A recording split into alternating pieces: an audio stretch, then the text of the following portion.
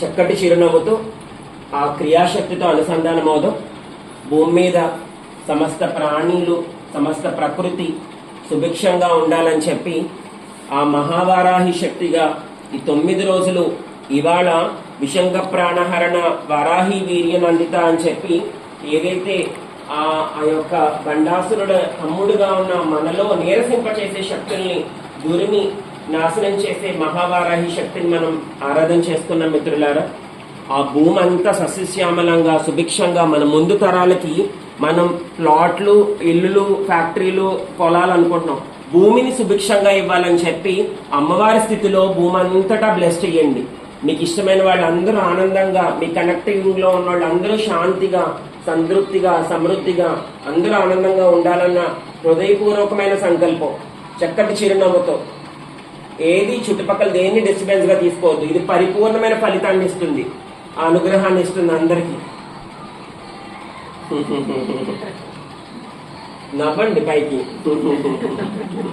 బాగా నవ్వాలండి, నవ్వాలి, కళ్ళు మాత్రం తెరవకండి. చక్కటి చిరునవ్వుతో అమ్మ మన నవ్వు చూసి, మన ఆనందం చూసి తను వచ్చేయాలన్నమాట మన దగ్గరికి. వారాహి మాత, జ్ఞానశక్తి రాజశ్యామల మాత, విశ్వమాత లలితాంబిక, ఆ విశ్వగురువులు అందరూ జై మాత వారాహికి.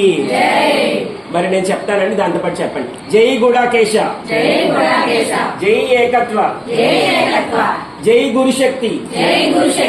మరొకసారిగా లలితా స్తుతి. భజే శ్రీచక్ర మధ్యస్థాం దక్షిణోత్తరయో సదా శ్యామా వార్తాళి సంసేవ్యాం భవానీం లలితాంబికాం. జై వారాహి, జై గోమాత, జై ఏకత్వ. సర్వం కల్విదం బ్రహ్మం, లోకా సమస్తా సుఖినో భవంతు, సర్వే జనా సుఖినో భవంతు.